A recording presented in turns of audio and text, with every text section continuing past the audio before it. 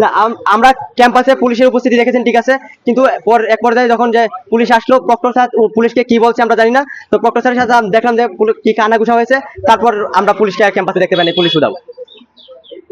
আর আজকের যে ছাত্রলীগ ক্যাম্পাস থেকে পালিয়ে গেছে, এটার মেইন ভূমিকা ছিল প্রশাসন এবং যে ওই ছাত্রলীগের ডিপার্টমেন্টের শিক্ষকেরা যে তাকে যে পরিবহনকারী মোটরসাইকেলের সামনে যায়, তো মানে তারা আমার উপর দিয়ে মোটরসাইকেল চালিয়ে দেওয়ার চেষ্টা করছে, এবং রুবেল ভাই নামে একজন সিনিয়র ভাই আছে মাস্টার্সের, উনি হচ্ছে আমাকে মানে ধাক্কাধাক্কি করছে, আপনারা যে বিভিন্ন ভিডিও ফুটেজে দেখতে পারবেন। আমাকে সেও ছাত্রলীগের একজন তালিকায় তার ছাত্রলীগের নাম আছে।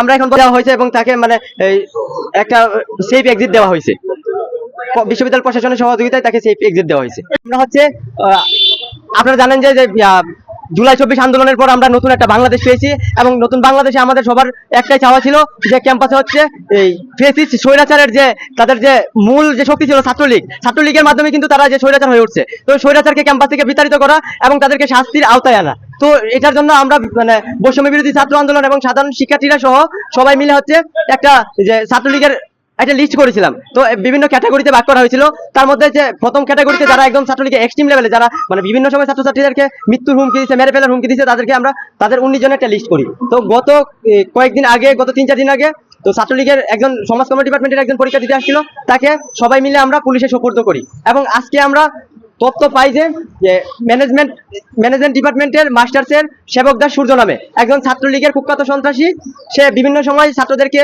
হুমকি ধামকি এবং মেরে ফেলার হুমকি ধামকি দিয়েছে, তো সে পরীক্ষা দিতে আসছে। তো সেটার জন্য আমরা দেখতে আসছি, তারপর আমরা গিয়ে দেখি যে ভিতরে হচ্ছে দরজা ভিতর থেকে আটকে দিয়ে পরীক্ষা নিচ্ছে। তো আমরা এই ব্যাপারে জানতে চাই, তারাও একটা অংশ ছাত্রলীগের ছিল, কিন্তু এখন যে বিভিন্ন সময় যে এই সাধারণ শিক্ষার্থীদের ভিড়ে এসে মিশে গেছে, তো তারা কি করছে যে তাকে এসে প্রটেক্ট করতেছে, এবং আপনারা সে ছাত্রলীগকে দৌড়িয়ে দিতে চাইছিলাম বা ছাত্রলীগকে বের করতে চাইছিলাম, তাদেরকে হচ্ছে মানে মারমুখী আচরণ করতেছে, এবং তাদের উপর এইভাবে চড়া হয়েছে যে তাদেরকে মেরে ফেলবে, এবং বিভিন্ন মিথ্যা মানে বানোয়াটমূলক কথা বলতেছে। আমরা যখন আমরা বের করতে চাই, প্রশাসনকে বলি, তো প্রশাসন আমাদের সাথে একটা প্রহসন করছে। প্রশাসন বলে যে তোমাদের সাথে আসো, আলোচনায় করবো। তো আমাদেরকে আলোচনার কথা নিয়ে একটা রুমে যাই, মানে আলোচনার নামে তারা আমাদের সাথে অনেকক্ষণ প্রহসন করে, এবং পরবর্তীতে আমাদেরকে বলে যে তোমরা যাও, আমরা দেখতেছি ব্যাপারটা। তখন আমরা বাইরে আসি, দেখি যে বিশ্ববিদ্যালয়ের প্রশাসন এবং যে তাদের বন্ধু বান্ধব এবং তাদের কিছু যে ছাত্রলীগের কথিত যে সন্ত্রাসী এখন যে বিভিন্ন সময় যে সাধারণ শিক্ষার্থীদের সাথে মিশে গেছে, তারা তাদের সহযোগিতায় তাকে ক্যাম্পাস থেকে বের করে দিতে চায়।